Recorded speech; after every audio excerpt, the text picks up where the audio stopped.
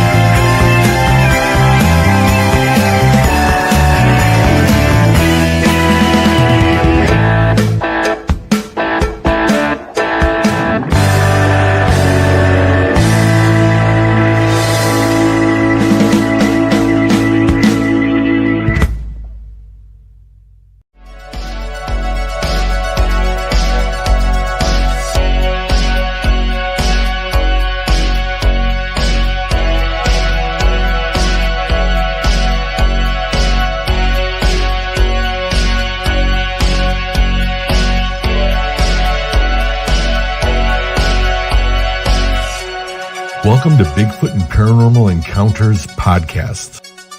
And now your host, Dave Weichert. Hi, everyone, and welcome back to Bigfoot and Paranormal Encounters podcast. I am super excited that I was able to come back. I didn't think I was going to, but here I am. Tonight, I'm going to make an announcement about something. I've been waiting for years. So I'm going to make an announcement in a little bit. But before we do that, we have a guest tonight. And I'm going to bring him on. Jerry, hey, how are you, sir? I'm well. I hope you are. I'm good. Great. Awesome. Good. Before we get started, what I'm going to do is I'm going to play your... what is this doing to me? Give me 1 second here. It would do it. I lost some content. I don't know where it went, but... Oh, wow. All right. I don't know why it's not coming up. I'm going to click out one more time and just... Yeah, it was doing this to me earlier, so yeah, and it's doing it again. Let me just I don't know why I've lost like half of my content in my media. Oh my goodness. Just bear with me. I apologize for this, but that's not going to do it. Let's open that back up. Wow. This is just crazy. All right, let me click up that. Flip it back down. Yeah, I done lost like 7 different things. Oh, no. Yeah. All right, let me just click out of it, go into something else, and then bring it back up. But it's not... Wow. Okay, well, one of the things I was going to put up there is your bio. And I didn't write it down because I had made something for you that I could play. So Jerry, we're just gonna go ahead and get started here, and I'm gonna try to figure it out. Okay. Jerry, what sparked your interest to get you involved in the cryptid and paranormal? I spent most of my life interested in the subject. Mm-hmm. As a kid of the 70s, like so many other researchers and investigators, the movie Legend of Boggy Creek, got my interest. And along the way, I read some books here and there, saw the other movies of the 70s and 80s, but it was just more or less a source of entertainment for me. Mm-hmm. And it was not until August of 2017 when my wife and I was coming home 9:30 at night, actually coming home from church on a Thursday night, and as we turned onto a dead end road and our lights swept a cornfield, there standing outside the corn with no chance for error was a squatch, or as we call them around here in the South Mountains, a knobby. And Mm-hmm. there was no mistaking it. It was more than 7 feet tall. It was tremendously broad at the shoulders. The thighs were massive. It was dark brown or black hair, and we got a split second look at it, but that snapshot is in my mind. And I wanted to stop. I got the car stopped. I wanted to back up and shine the headlights directly toward the cornfield. But by the time I got positioned, it had stepped back into the corn. Yet, you could see its head above the corn stalks.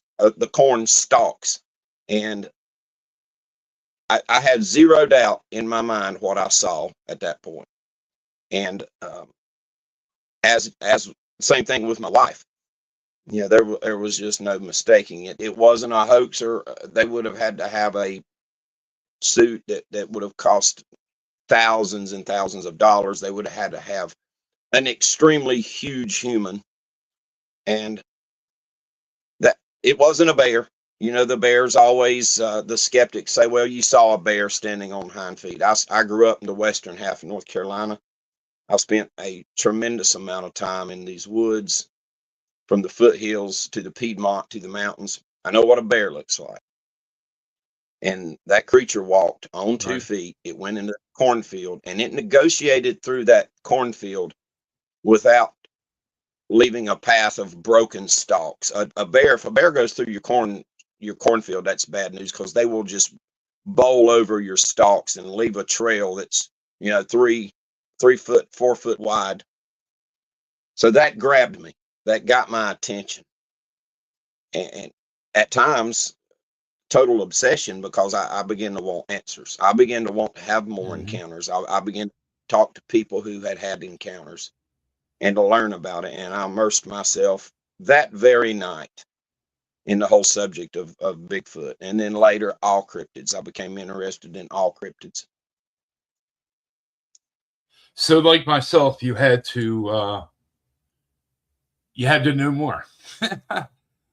Exactly. I got started. Yeah, I got started when I was 20 years old, but way before that, my family had seen far more tragedies associated with strange encounters that usually would follow or go with it.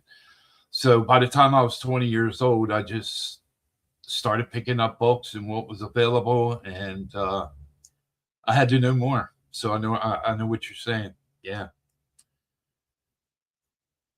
Do you have a mentor? Who's your mentor? My first mentors were Bob Trent and Dwight Mm-hmm. Campbell. They were both founding members of Dirty South Squatching, which is now on YouTube called Sasquatch Recon. And Tim Dills is also a member of that group. Mm-hmm. But I had the opportunity to talk to Dwight first. He came out and we talked in person. He came and sat out here with me one night so he could get a feel of the kind of things happening where we live. And then later Bob, and then later Tim. And so that was my first three mentors. And now, having been fortunate enough to get to join NCI last year, all the NCI guys, I consider all the mentors. And I'm meeting people along the way that are still people who are taking their time to mentor me, especially in the social media end of cryptid podcasting and such. And I've been blessed with a number of people who step forward and was willing to help me. Right. Well, since I met you, I noticed something about you that is like myself. The pen, the pad. I'm always writing notes. I've probably wrote so many notes. If I would have wrote it in a book or made a book, I'd probably have about 20 books out right now or more. So, there's nothing wrong with taking notes, I'm sorry, let me see here. Have you, I know you mentioned to me one time about that you had done an episode. Tell me that story again. Tell me the story of one of my episodes or the first episode. Yeah, it was the episode where they were supposed to, I think, block out your face. Oh, I got you. Yeah. There you go. By 2020, I wasn't comfortable coming out to the world as a person researching and investigating Bigfoot or as an eyewitness. But I was talking to a few people in and around the South Mountains area, which is a difficult thing to do, to get the folks to talk, especially the old timers. And there was a small number of people in my inner circle that knew. And one of them was a lady that I went to work for. She owned a little country store here in the town of Kaiser. And lo and behold, Fox came to her and asked her if they could use her store as a headquarters to shoot a documentary about Bigfoot here in the South Mountains. And they asked her, do you know of anybody that may let us interview them? And she called me and asked me, and I said, yeah, give me the number. Let me talk to the guy. I'm going to think about it. So we arrived at the agreement that they would silhouette me and disguise my voice. Mm-hmm. And the name of the series is, and as far as I know, it's still running on Fox Nation, but it's called Monsters Across America. It was season 2, episode 3, I believe. And they came here and shot the interview and everything, and then it premiered in 2021, January of 2021. They neglected to disguise my voice. And I expected, just for a few people to see the documentary. Word spreads in a small community like this, and it spreads like wildfire. And I anticipated maybe somebody giving me a hard time, making fun of me, that type of thing. And I'm just a low conflict kind of guy. If I can avoid conflict, I'm going to do it. And I certainly don't want to lose my temper. However, to my surprise, not one person. Word spread, and people began to come 1 and 2 at a time, slow at first, speeding up as time went along. They began to seek me out to tell me their encounters here in the South Mountains area. And at first, my plan was to write a book, and I still plan to do that, and I'm working on it. But somebody suggested last year, said, you don't have to wait to write a book. You can start a TikTok channel. And that's how my TikTok channel got started.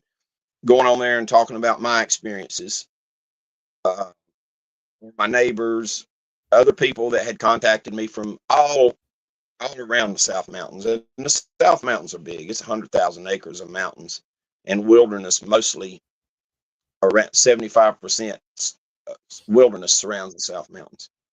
And it just kept going and going and going. And when I started the TikTok channel, more people reached out to me.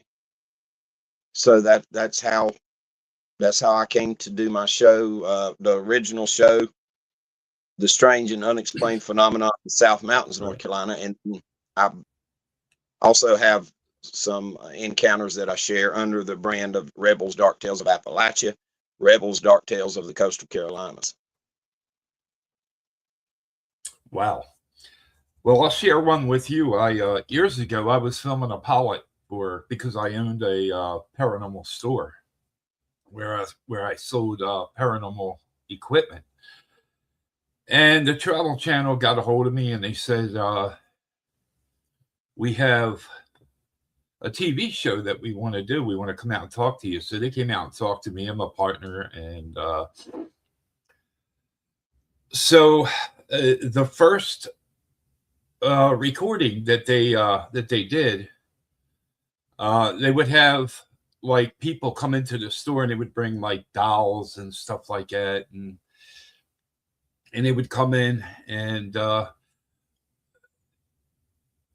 long story short, the Travel Channel was nothing but lies. They wanted me to lie, and they wanted the customer that came in and that had a doll to say that it was doing this, it was doing that, and I was like, I just ripped them papers up and I was done with it, because they don't tell you this stuff from the get. So Right. yeah. Next thing I want to talk to you about is your land. I hear your land has some pretty interesting stuff going on. Yeah, and it's because my land is situated in the middle of a hot spot. South Mountains in general has always been a hot spot for cryptids, paranormal, and then in our small, if we shrink that down and go area by area, the area I live in, and I don't know why. Perhaps it's the lay of the land, the availability of deer. I don't know, but I live in a mini hot spot within the bigger hot spot, and we've had a lot of exciting and unexplained encounters in and around the immediate area where I live, to include a lot of it on the very land that I own. Rock throwing, sightings, the vocalizations here are incredible, especially this time of year when it's cold. For whatever reason, that picks up. I've never had a ghostly encounter here, but there are some people that live near me that have had some the ghostly encounters. We encounter a lot of the orbs. We encounter a lot of strange lights on the ground, lights in the trees, lights in the sky. And as I mentioned, the orbs. I guess if I started with the most notable experience that we've had here was my little dog Scoot. Now, Bigfoot, Sasquatches, and cryptids in general, I'll go on record as saying they have an oppositional relationship with dogs, natural enemies. And we have a lot of dogs in this area that go missing, that are found killed. I've personally witnessed a couple of dogs who were killed in a gruesome fashion.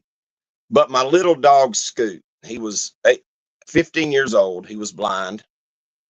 He had no teeth. All of his teeth had to be pulled, and he was mostly deaf.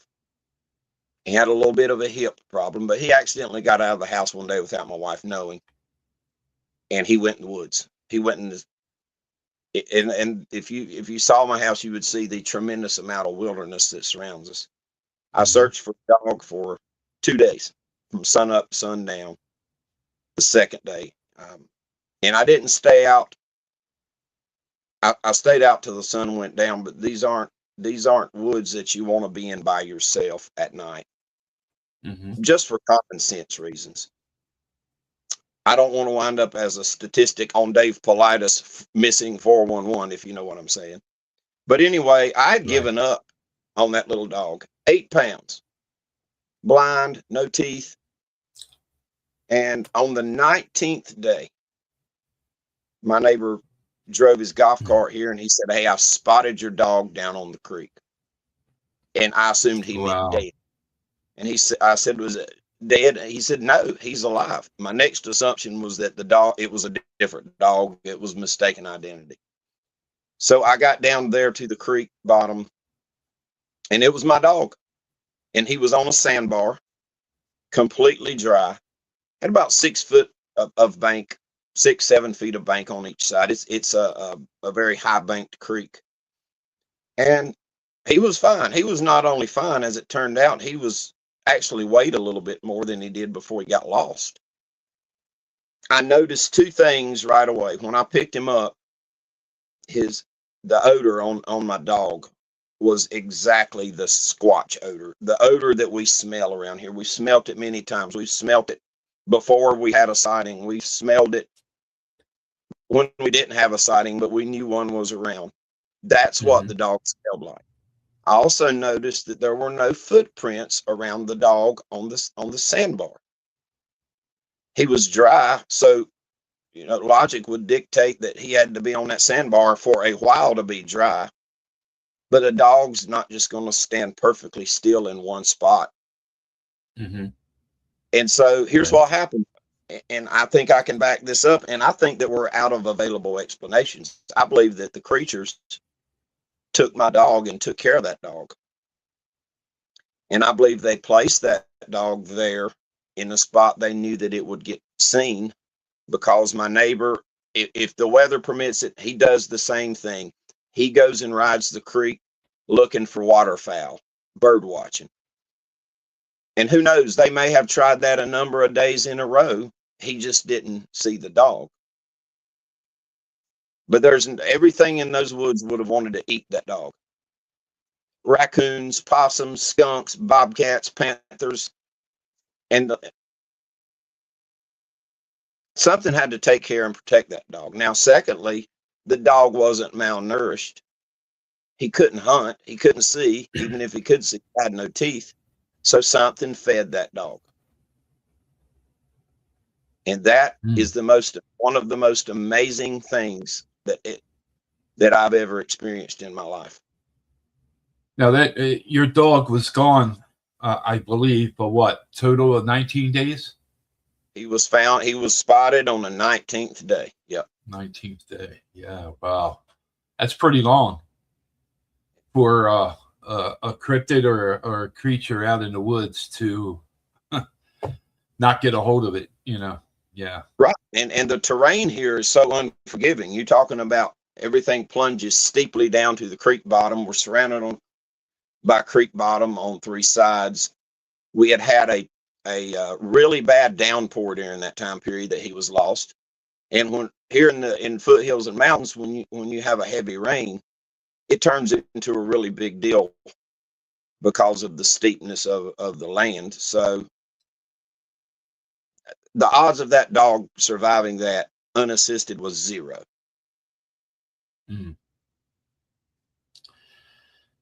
Now, let me ask you this: when you go out on your land, have you ever gone out there and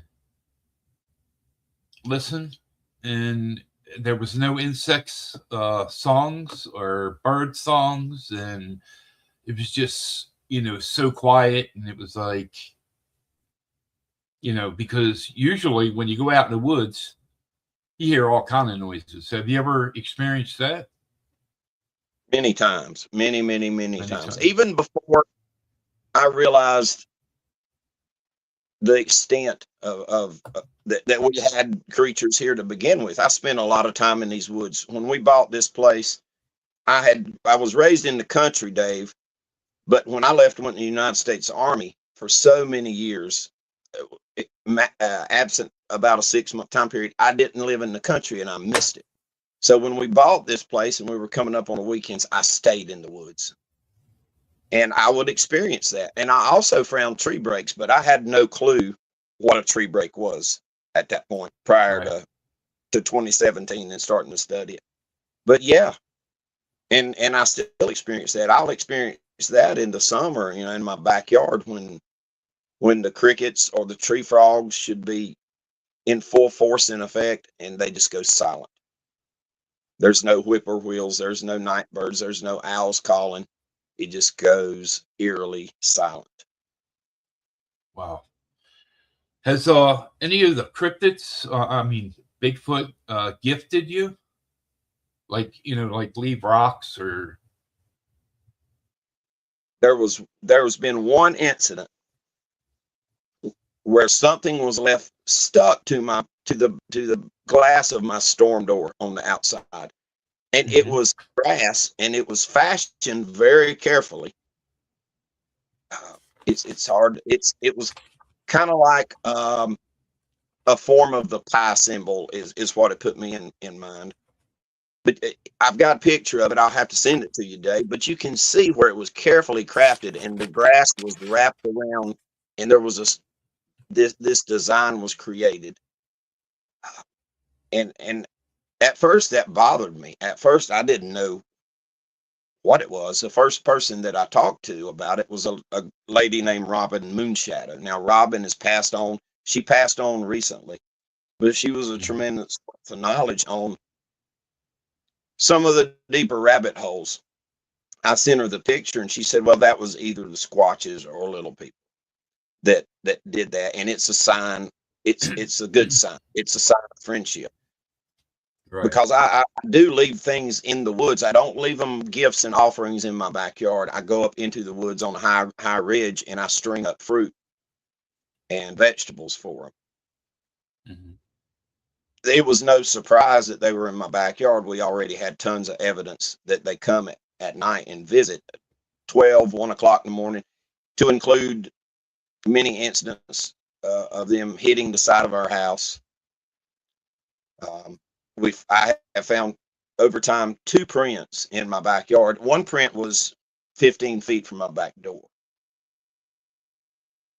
And what I believe were adolescents, creatures coming into the backyard and doing mischievous things like throwing stuff around in the backyard, breaking into my feed barrels where I keep my livestock feed, taking things out of the barn, dragging them downhill, dragging water buckets downhill, things like that.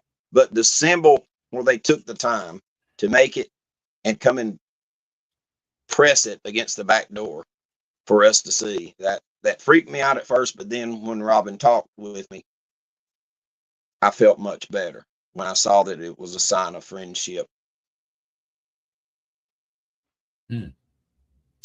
Well, one of my listeners wants to know, do you think the government pays attention to cryptid podcasts?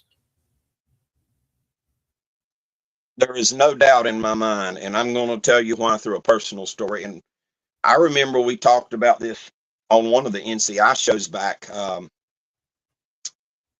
maybe late last year. Mm-hmm.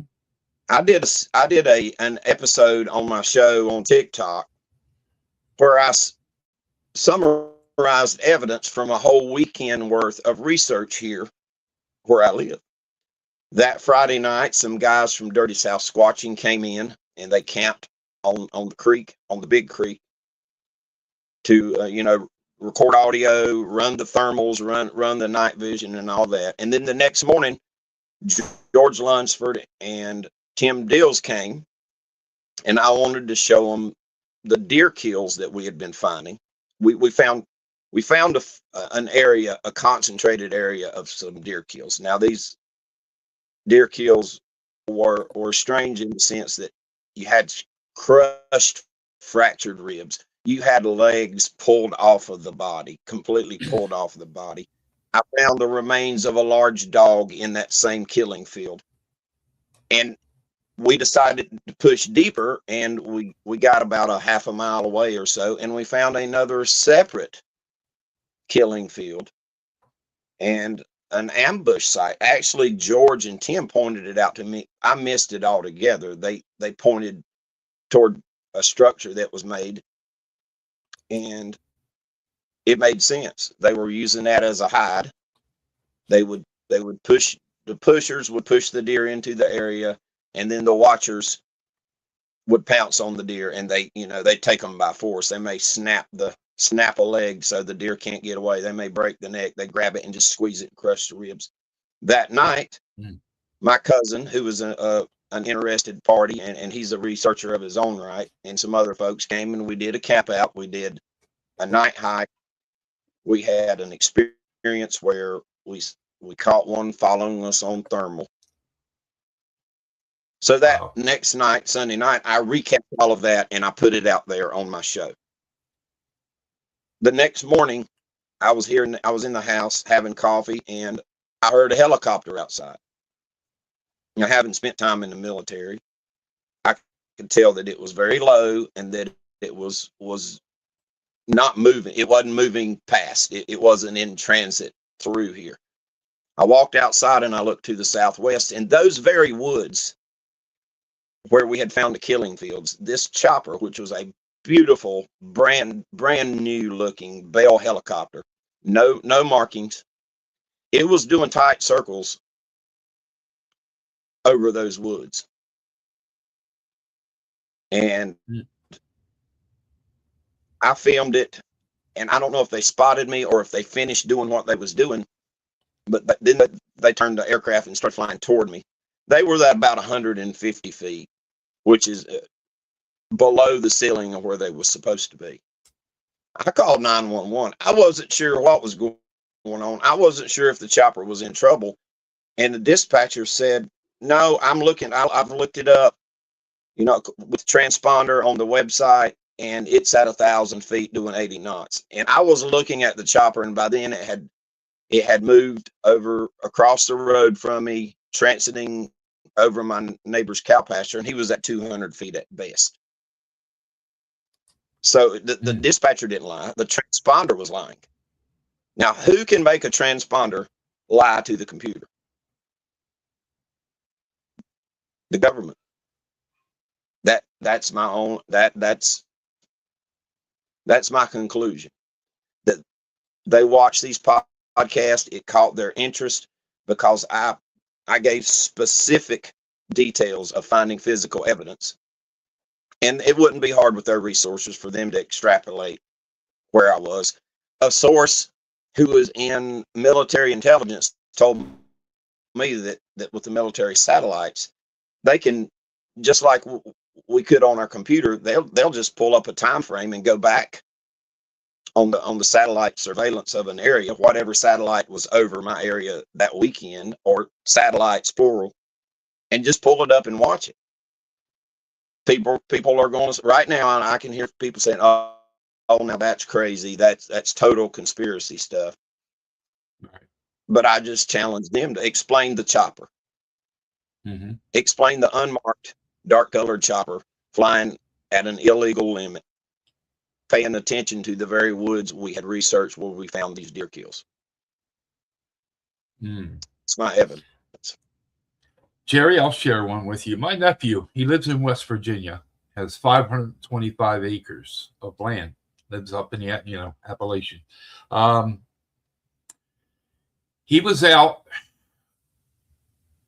he was cutting some trees down on a certain part of the property, and he came across a footprint. So he said, well, I'm going to go ahead and I'm going to pour it and make a cast. So he calls me on a cell phone and we're talking, and he says, Uncle Dave, you're not going to believe this. I said, what? What's wrong? He said, there's a black helicopter above me. And the guy's like hanging out of the helicopter, and he's got a parabolic dish pointing down towards me. I said, well, you better go home. How far are you from home? He said, probably a half a mile. I said, well, go home, man. And we hung up. So he called me later that evening, and he was sitting out on the back deck, and he said, the helicopter's back. I said, what's it doing? He said, just hovering above the house. I'm like, wow. So the next day, he had to take his girlfriend to the hospital. And he decided to sit out in the parking lot in the car. Well, he gets on the phone and he calls me, and we start talking about dog man, Bigfoot. There's the helicopter again above him. I said, you sure it's not bringing somebody to the hospital? He goes, Uncle Dave, he said, they have private helicopters for that, medevac and stuff like that. This looks like this is an unmarked black copter, and it's just sitting above me hovering. I said, has he got the sliding door open? He said, no, not this time. I said, wow. So it went on for like a couple more weeks. He kept seeing it above the property, and then it just stopped. Nothing more. I was joking around with him. I said, "You sure you got a bunch of weed plants somewhere?" He's like, "No, no." That he said that's not what's going on. He said, but it's just strange, you know. So, um,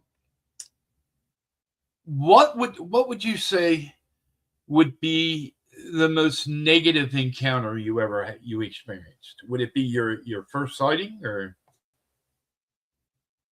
No, the first sighting wasn't negative because I wasn't afraid. Mhm. We were in the safety of the car. Although when we passed it, it was a mere 10 feet from the car. I wasn't afraid at all. There were a couple other times that was an act, we actually sighted total of 3 different creatures over a period of time from 2017 to now. None of those frightened me in any great sense. There were some incidents that I dealt with at night out in my pasture, because I have to go out every night to check on my livestock, my babies. These aren't your typical farm animals. These are my wife's pets: alpacas, llamas, goats, chickens, ducks. So I go out and do a head count every night, make sure that I don't have a sick animal in the crowd. That you know how animals will do; they'll wander off by themselves when they're sick. Mm-hmm. Some incidents where that happened, and typically they would always go downhill, very steep hill. You're talking a 45-degree angle from the top of my pasture all the way down to the bottom of my pasture, and it butts directly up against heavily wooded area that incidentally is an old graveyard as well.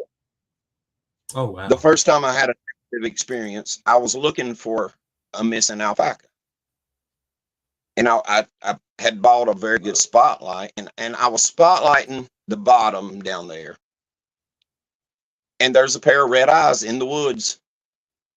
I get red eye shine just looking right at me, and it didn't last too horribly long, but it blinked. I seen the eyes. I could tell they had blinked. It was very high off the ground, and for some reason that unnerved me, and I got a bad feeling. And I got back up the hill quickly. The second negative experience, I was almost at the same identical place down there near those woods, and something whistled at me. It wasn't a bird. It wasn't. I know my wildlife of Western North Carolina. It wasn't a bird. I didn't misidentify the sound, and I had that same bad feeling, a feeling that I couldn't really articulate. It was just a bad feeling that was telling me, every fiber of my being was saying, "Get out of here." Then on 2 different occasions, same scenario, not the exact same spot, but I was yelled at. And the first time that happened, it couldn't have been more than 30 feet into those woods.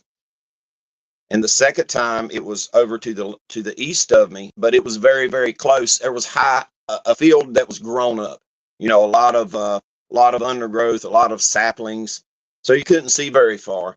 But it was close enough to me that when it yelled at me, I could feel its bassy vibrations hit my chest. Yeah.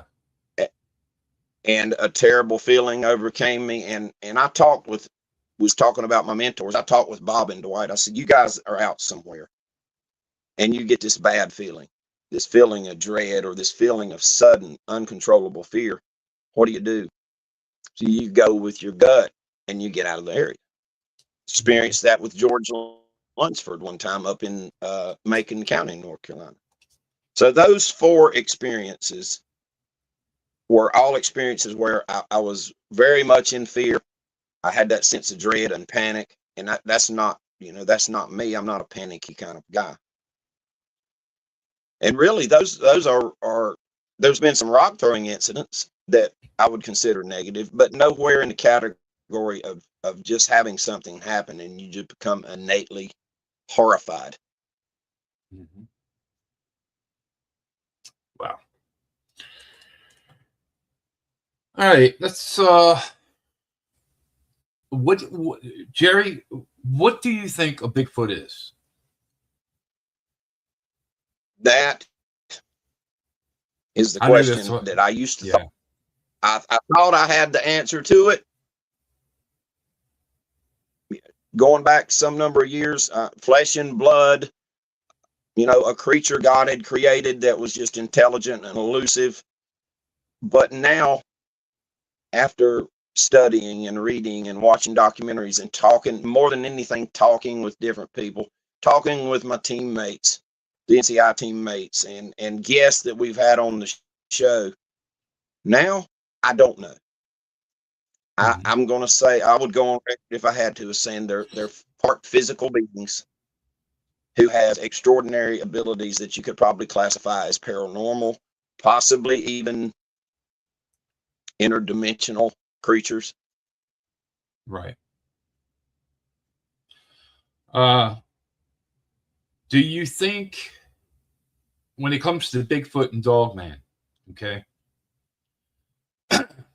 do you think they get along, or do you think they're enemies? Well, I am not as learned in the whole category of dogmen as I need to be, because really it wasn't until last year that I'd ever even heard of a dogman. NCI introduced me to that, doing the NCI show with all of y'all. But the feedback is varied. You hear some folks say no, that they have an oppositional relationship. Others say they're friendly, and even others say that they work together, and that even Bigfoot can control the dogman. But I don't know. I'm just I think about that a lot, and I don't have a straight, concrete answer that satisfies me. I can't say no, I've never seen a Bigfoot, because I saw part of a Bigfoot. Many years ago, I worked on a farm with a friend, and we were having lunch up on a deck, and rocks started being thrown, coming up on the deck.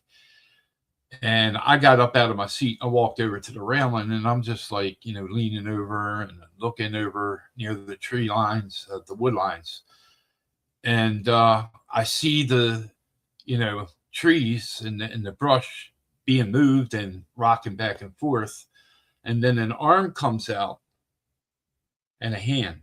So that's all I've ever seen of, if it was a Bigfoot. Wasn't a bear, because the arm was really, really long and the hand was massive. It was humongous.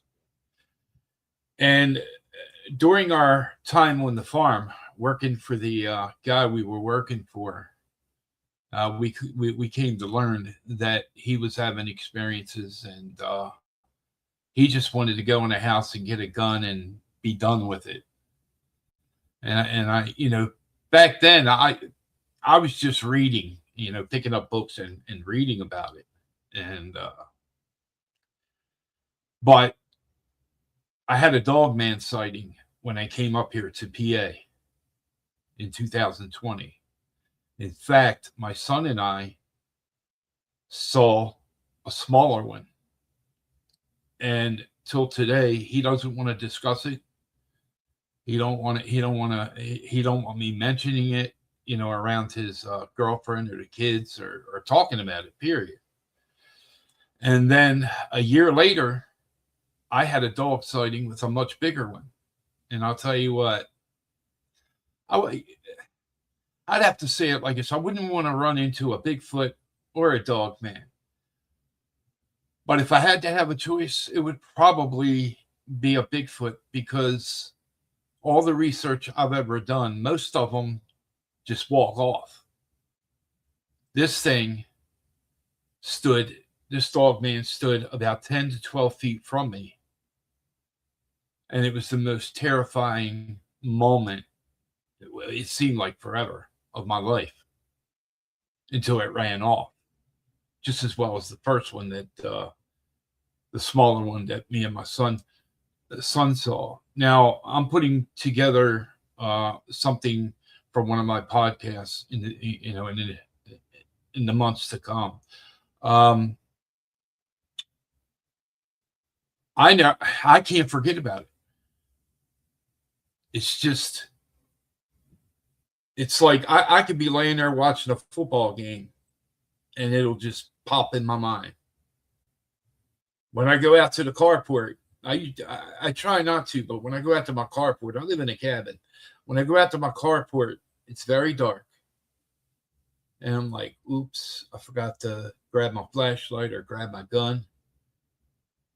And I just throw the trash in the trash can and get back in the house quick.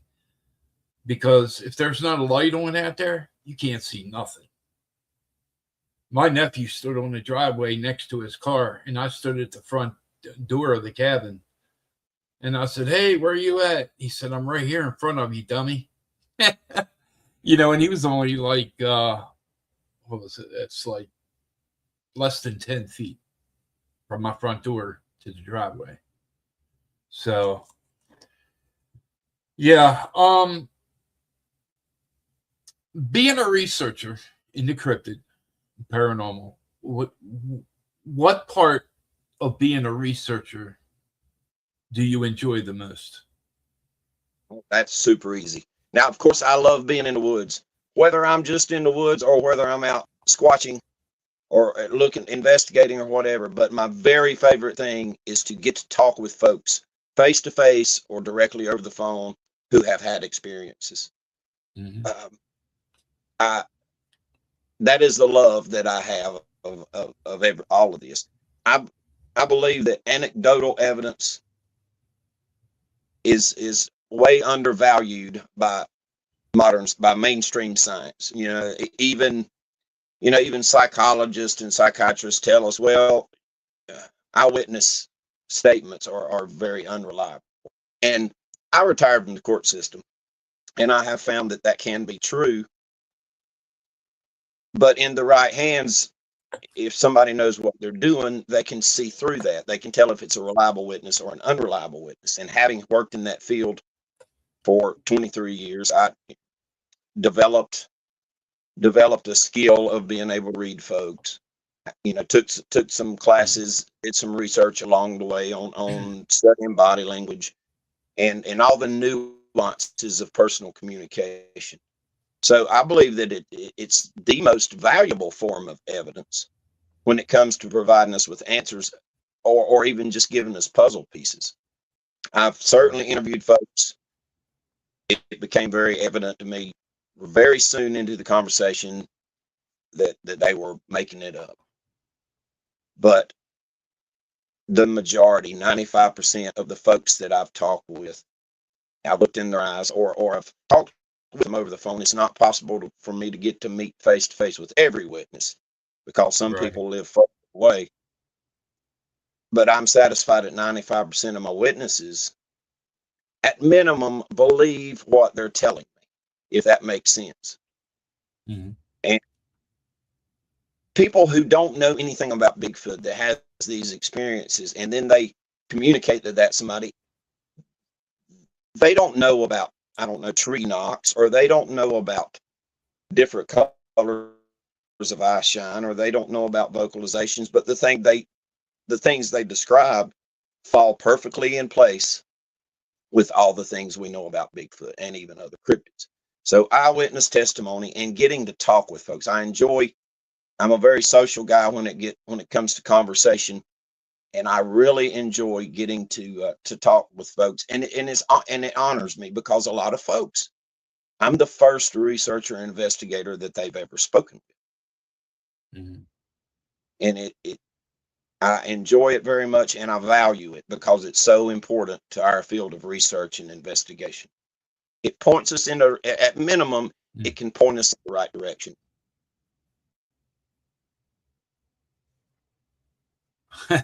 I tell you something I hate seeing, like I've seen a few people on Facebook call themselves a Bigfoot expert. There is no expert. You're learning, I'm learning, we're all learning, and we're still learning, and we're going to learn more and more and more. So, I wanted to touch trail cameras. Do you work with trail cameras, and what is your thoughts on? Well, let's say this. Why isn't there a lot of footage of Bigfoot or Dogman captured on trail camera? Another area where I can speak from personal experience. So down here, south of my property in this creek bottom, I placed trail cameras. And even on higher ground, I had a friend who came and placed 2 cameras. And it amazed me that a number of times we didn't even get deer or crows or raccoons or anything. It was as though the cameras just weren't working. Recently, within the past 4 months, a friend of mine put a cell phone game camera down in a spot, and it hasn't captured a picture of cryptid. It's captured some paranormal stuff, some orbs, but more importantly, his captures video to include audio, and twice his camera captured the sound of a creature yelling. I don't know what happens. I think it has to do with maybe an electromagnetic field that they emanate. I think for sure they can see the infrared coming out of those cameras. I saw one game camera that my friend put up on the ridge up here. They actually marked it with a structure. So I believe they know what they are. Let's see, Dr. Russell Jones. If you've never read any of his books, the Tracking the Stone Man and the Appalachian Bigfoot, he made a very good point. You got to remember that a game camera is foreign to the woods. Not just in what it looks like, but it's going to put out a certain smell. The electronics inside of it is going to put out a smell. And there's going to be sounds, frequencies that we may not hear with our ear, but perhaps can be heard by, say, a Bigfoot. And they avoid them. There's evidence, and we could talk to Tim Dills about this for an hour, evidence where, and George Lunsford too, George had a game camera act physically damaged where his infrared window in front of his game camera was punched in. These creatures are smart. They're intelligent. The woods are their home. And, they're nobody's dummy. There's been good pictures captured by game cameras over the years, but they're few and far between. Because there's something going on there that makes them not function right. And then there's the clear cases where the game camera was destroyed, pulled off the tree, damaged. But I've had bad luck with them. I've had them where they just didn't record anything. Yeah, I remember Tim Dills talking about his audio recorder. He said, I can't remember exactly how long, but a Bigfoot, most likely probably a juvenile, sat or was near his audio recorder and just kept snapping twigs and snapping and snapping. You remember that? Yeah.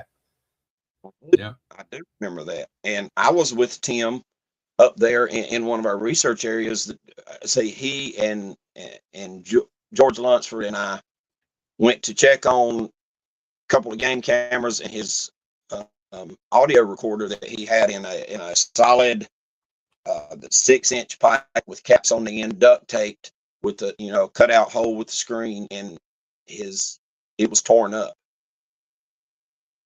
And that was the day that George found that his camera, the IR window, had been poked out, and Tim's camera was completely torn off the tree.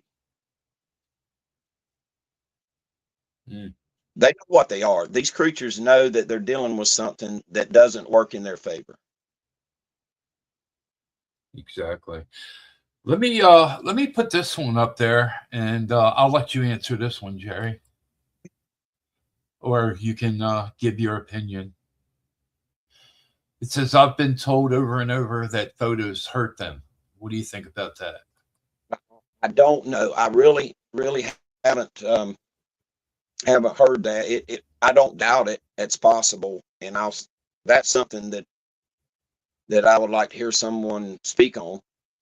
But it's very possible because when a photograph takes, when these game cameras trigger, it releases energy.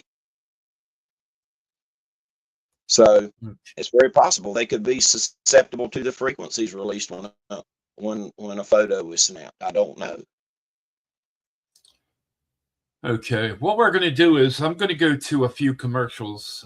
You can get yourself a drink or go to the bathroom. And when we come back, if the listeners have any questions, Jerry or myself would be more than happy to give you an answer. So we'll be right back. Jack Links presents the greatest duo.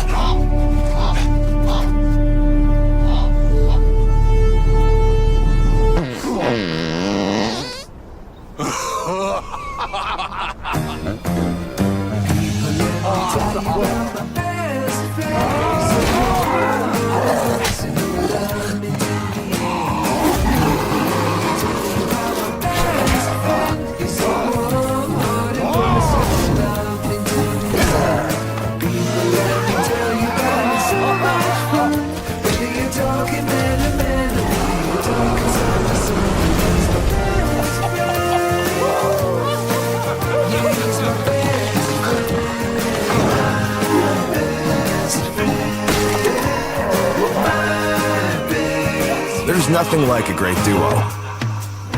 2 flavors, 1 bag. New Jack Links Duos. Jack Links presents Messin' with Sasquatch. Watch this.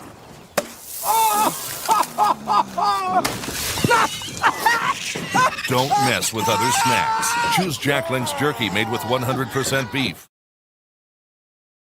Always fascinated by the unexplainable? Strange Knocks magazine is the go-to. Flip it open, and boom, mind-blowing mysteries, zero fluff, packed with eerie tales and uncanny stories that mess with your head in the best way. Perfect for those nights when Netflix just doesn't cut it. Once got so lost in a story, forgot the pizza in the oven. Check out strangenocks.com and let mystery knock back. Well, I don't know how many years on this earth I got left. I'm gonna get real weird with it.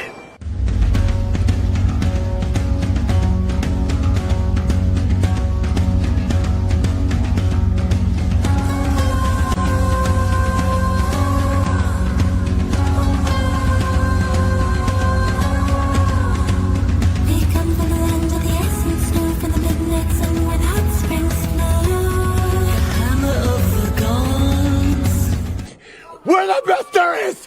And I'm telling you, yes, I'm excited! Woo! Hi, my name's DJ Phil. I'm the owner-operator of Feeling Good Entertainment. We offer both karaoke and DJ services for a variety of events, all the way from birthday parties, small get-togethers, all the way up to complex, large weddings. From any venue, small or large, we have the ability to customize any set of equipment that we have and know the difference between the different types of equipment so that we can provide the quality and the volume needed for your event. Give us a call today for a no-obligation consultation, 443-277-1392. We look forward to speaking with you. Have a great day.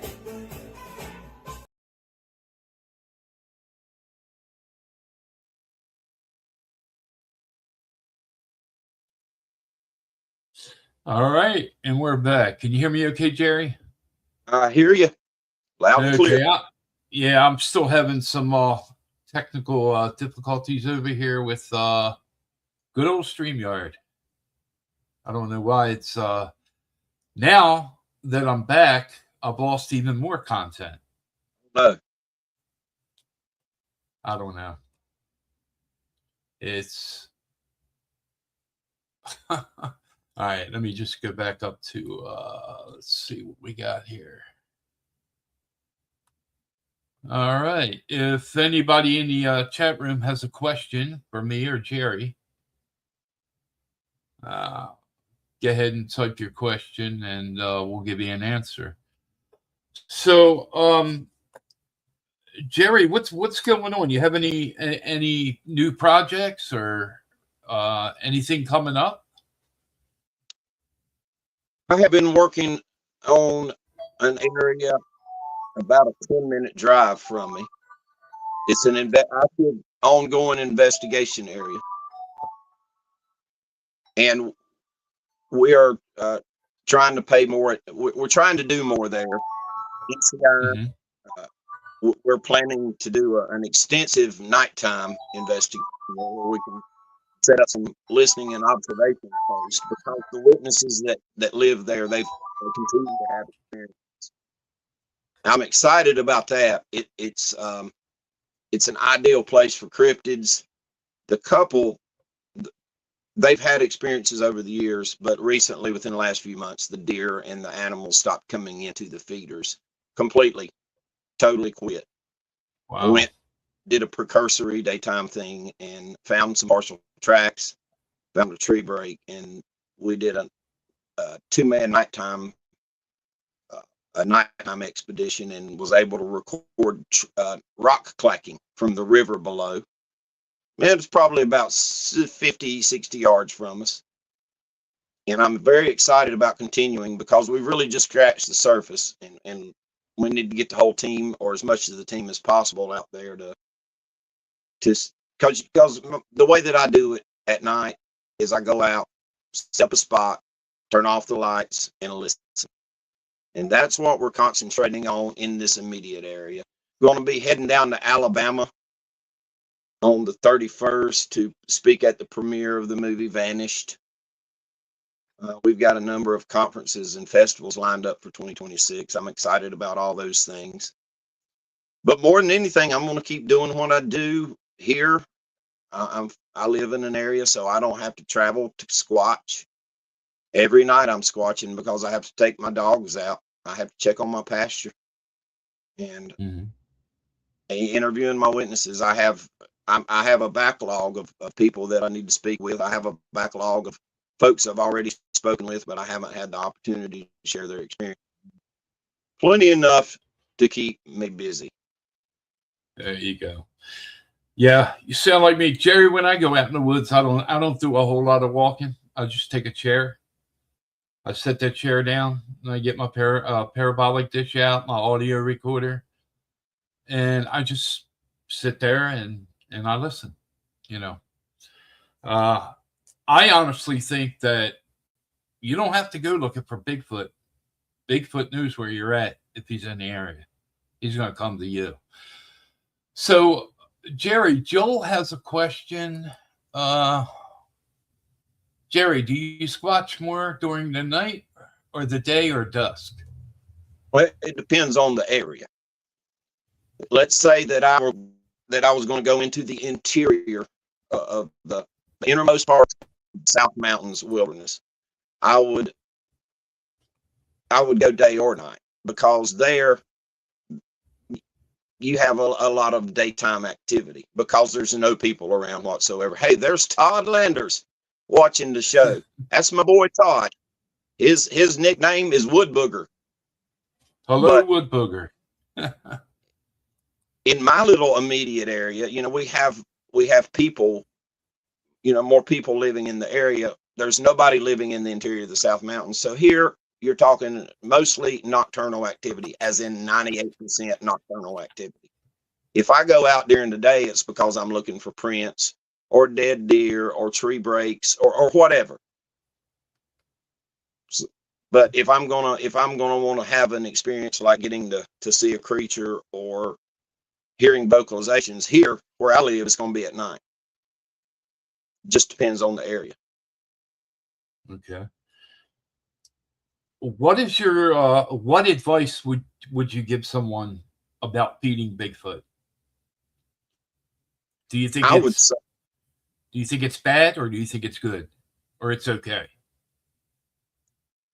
I don't think it's bad, but I think that you shouldn't gift them food or anything close to where you live. It needs to be out in the woods. I have a theory that the times that they've come up out of the woods at night and beat on the side of our house, I think that the lady that lived here before us left food for them. Total speculation, but it makes sense. And if I mean, that's kind of an act of aggression, I guess. It could be mischievousness. I wouldn't gift them in your own backyard. I would gift them up in, if you get out in the woods a ways and leave them the food. And I would leave them fruit, vegetables. I wouldn't leave them junk food. I'm just throwing this in for free. I wouldn't leave them junk food.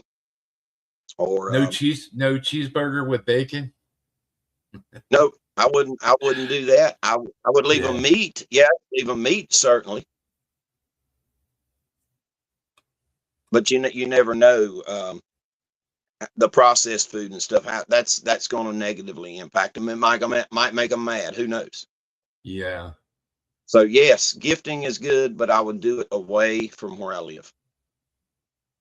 Well, Jerry, I tell you, I live in PA, and I live in Bucks County, PA. And if you go online and look, you will see that there are quite a bit of sightings in my area. In fact, all I have to do is go through the storage room area, go out the back door, and there's my woods. It goes on forever. I live in an area where there's farms.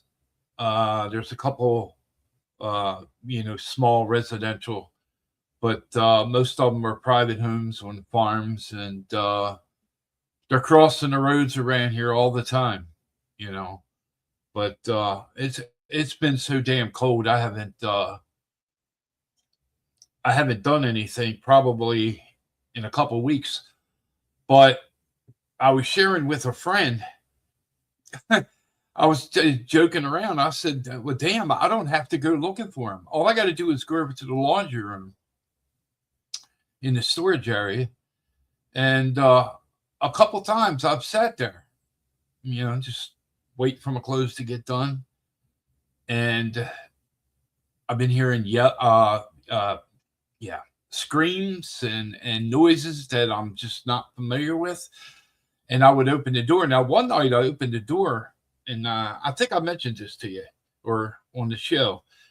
I took my flashlight and I shined it into the wood line, and about 7 to 8 feet off the ground, green eyes staring back at me. Now, you would think if I don't think there's a deer alive that tall.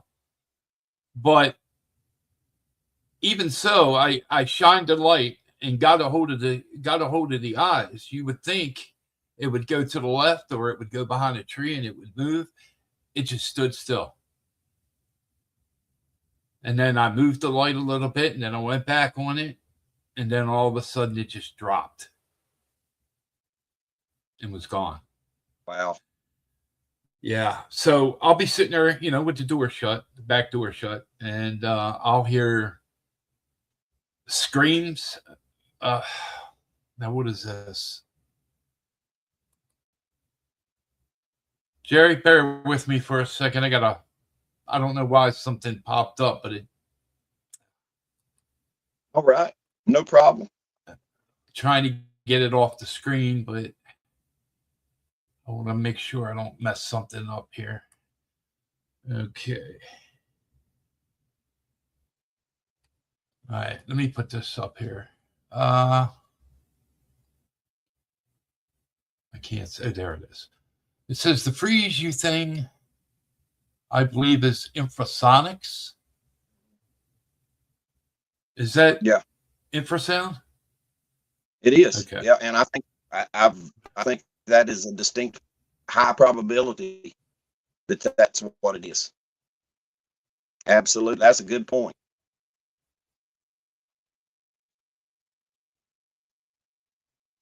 Okay, I'm trying to get this to work right, but I'm not. Man, I'll tell you, StreamYard.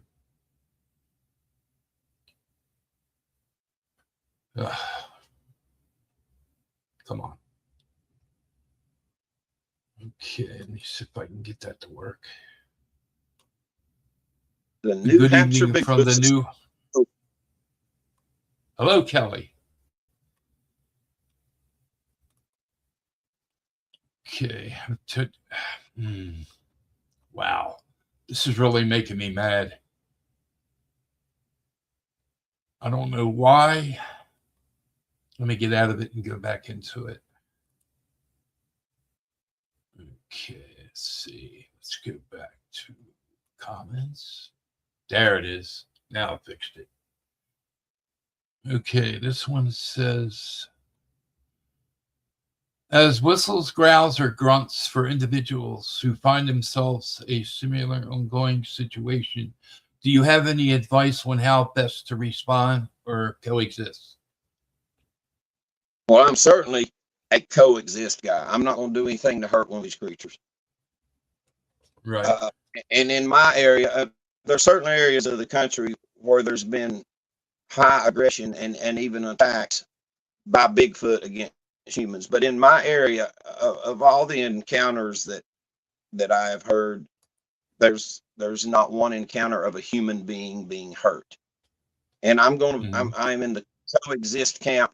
And you've got to go with your gut. If you have an experience where you hear some kind of vocalization and your gut says you need to leave the area, you need to leave the area, because the very purpose of the vocalization may just be a warning that, hey, you're not wanted here right now, leave.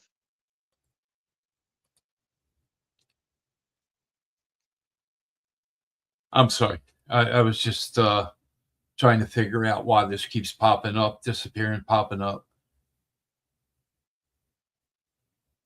Huh. I hate when this happens.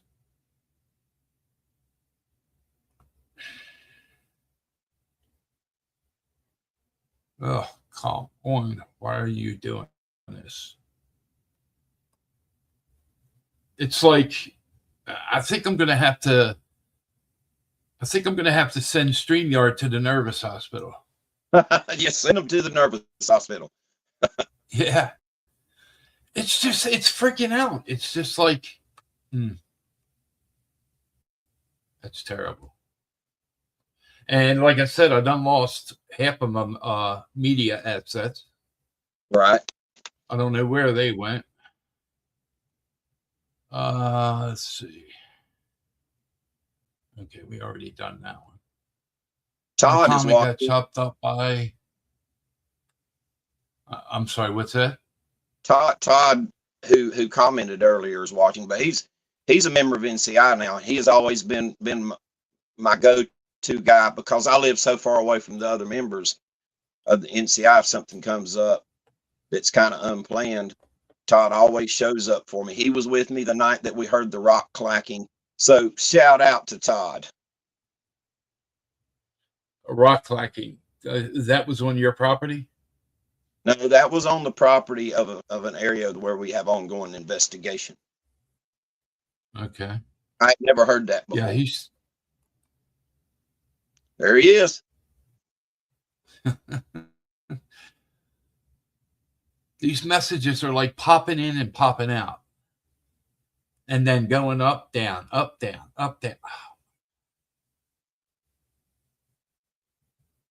Maybe it's the aliens. Okay. Yeah. Let me get this. Let's see.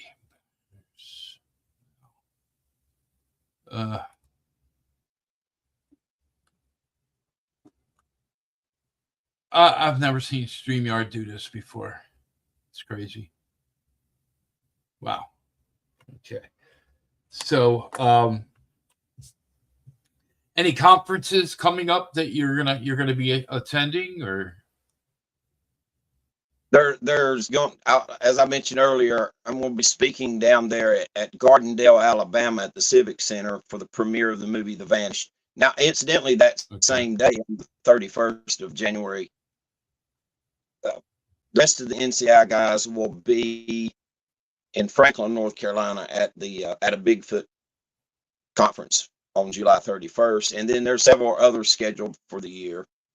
I hope to get back up to the Land Between the Lakes. I hope as a team we get to go back, because that was a tremendous experience, and a lot of things that we experienced and getting to talk with some of the folks up there has a lasting impact on me. I would like to just go attend a conference up there around the land between the lakes, because now I'm fascinated with that area, having got to go there. Right. Now, this one here says a clan frequents my property and cabin. I believe they use it as a throughway to the lake. Is that up between, what is that, LBL? Land Between the Lake? I'm not sure. Oh, I didn't get to finish reading I think what they were saying was that the creatures use their property as like they travel through it to get to the lake. Okay. Any advice? I would say just let them be. If you want to, try to have an experience of having a visual encounter or getting to record some vocalizations, you're in a prime spot to do that. But I don't think they're going to bother anybody. And if they were, they would have already bothered you. Mm-hmm. Now, here's a question for you. You, like I said earlier, you take notes, I take notes. Some of the things I do is, like, I'll be sitting there and I'll come up with a good idea and I'll jot it down. And there's many things I've tried. I try not to share my ideas because I lost a few good ideas to when I was in the paranormal, when Ghost Hunters was around, and made a mistake. And next thing you know, it was on TV. They were doing it. I ain't never seen a paranormal investigator do it, but they did it. So, one of the things that I want to do in the months to come is experiment with trail cameras. Just, try different things. I know George Lunsford enjoys doing that. And it's one of the things that I want to do, myself. There's got to be a way to, there's got to be a way to capture good photos, So Honestly, I think the best chance of capturing photographic evidence and video evidence is, a lot of it has to do with just being in the right place at the right time. And I think your chances are much greater of you actually taking a picture yourself or you getting a video. Earlier in 2025, one of the nights that I went to check on my pasture babies, they were all gathered up on the eastern side of the fence. Very unusual. Never done that before. Now they grow alarmed or they're scared. They'll come up the hill, stand right next to the fence up here close to my house. And it's obvious from their mannerisms and how they're acting that they're afraid. But that night was completely different. They were in a completely different place. They were all staring in one direction. And so I started spotlighting, and then I used my phone kind of like binoculars. At the time, I didn't have any type of night vision or anything. I do now. So I took my phone, I zoomed in, and I just started using the spotlight and phone together. And near the very end, I was able to capture about 15 seconds of a large white creature between 8.5 and 9 feet tall, walking at a distance of about 100 yards, 110 yards, something like that. And I was in the right place at the right time. And there's a mathematical thing at work here. The more you're out there, the more you increase your odds of getting to see one, getting a picture or a video, or getting to record a vocalization of some type. The more you're out there, the more likely you are to finally get to see something or hear something. There's Mike. Mm-hmm. Hey, Mike. How you doing, Mike? Here's one. Let me put this one up there, and if it works. It says, Bruce, have you ever heard of what sounds like a rock clacking in a river or large creek? The clacking has a distinct sound when the rocks are, what is the rest of that? Partially submerged. Have you? Yeah. Have you, Jerry? Yeah, Todd and I heard that night out there at the investigation site. Very distinct sound I never heard in the woods before. And Todd and I both knew immediately what we were hearing.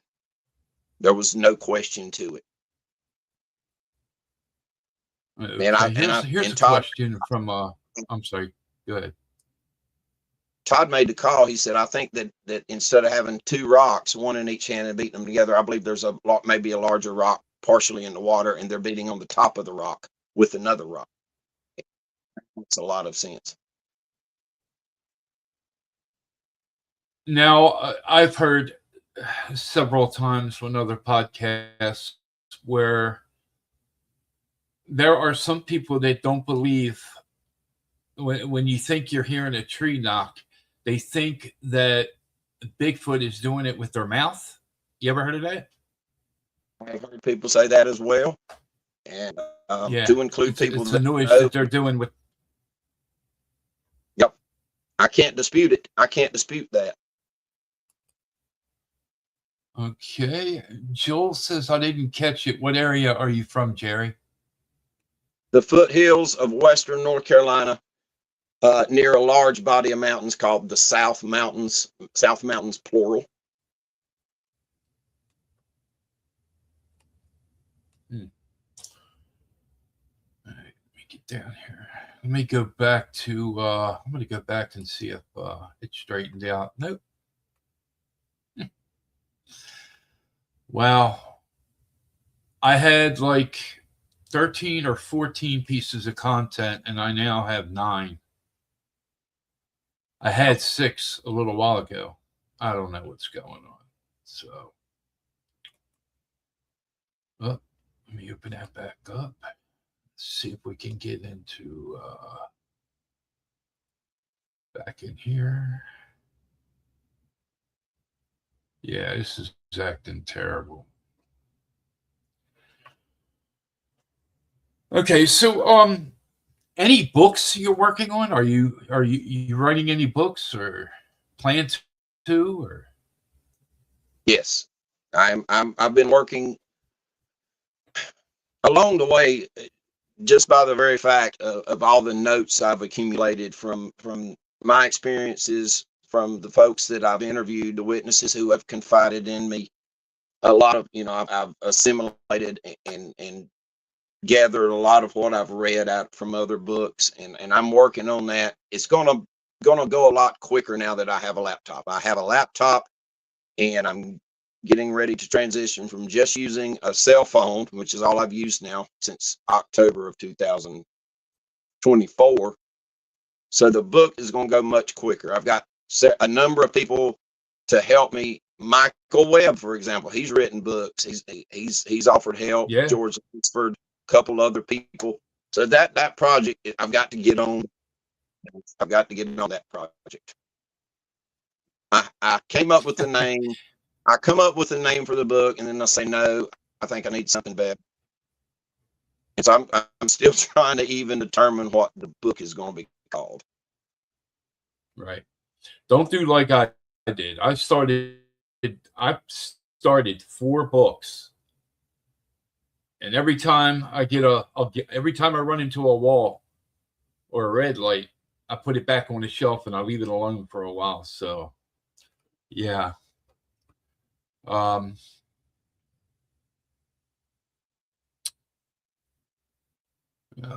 man, this is really making me mad. My teleprompter's not working.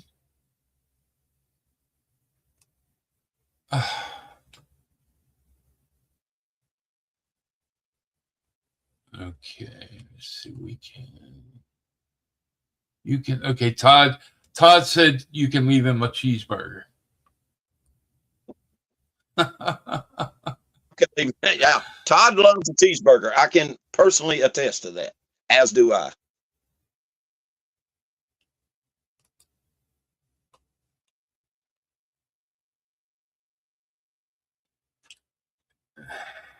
Come on.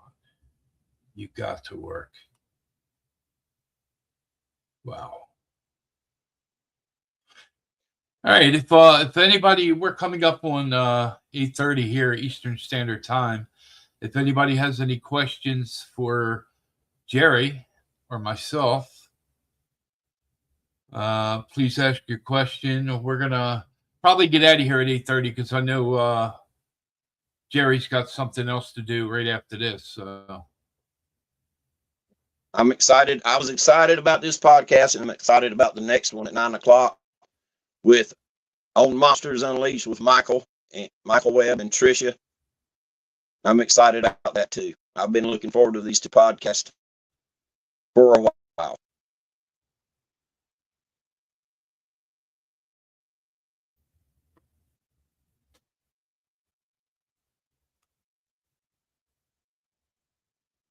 You broke up, Jerry, and we were both just spinning. I don't know what's going on with this StreamYard tonight, but it's might have to look into something else. I was just saying that I was looking forward. I've been looking forward to the podcast we're doing now. I've really looked forward to this, and I'm enjoying it. And at 9, I'll be doing Monsters Unleashed with Michael Webb and his daughter Tricia.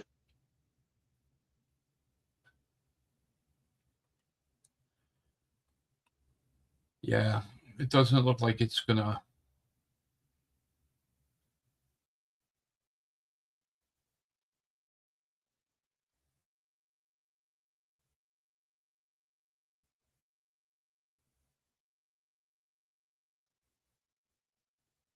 Hear me? We're both spinning again. So.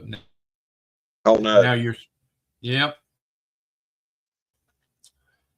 Well, go ahead and wrap things. Yeah, I think I'm going to wrap things up and let you get yourself ready to be on Mike's podcast tonight. This is terrible. Let me see if I can get this up here. Okay, it says, Jerry, I have a question. Does a Bigfoot poop in the woods? Or do you think it might do it in a stream or ponds? Genealogy of land between the lakes. I think that they may do. I think that they may do both. I think that they poop into if they poop in the woods. I think they're very adept at hiding it. One eyewitness in particular was able to startle one while it was more or less just finishing up, and it left the area, but left her a poop. And then, pooping in the stream would be a good way to avoid detection by that avenue. Again, these creatures are intelligent. They're nobody's dummy. So. I think this one was for you, Jerry. Please call your book. They exist.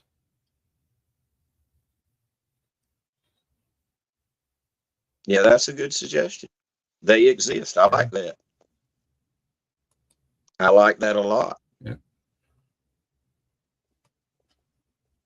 Thank you for that.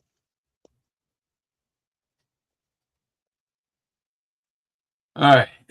Jerry, check this out. I told you a lot of my content's missing, right? My outro is gone. That's even gone. Oh, no. Oh, no. Yeah. And I was supposed to do a lot more advertisement for Gwen, for Strange Knocks magazine. Right. That's gone.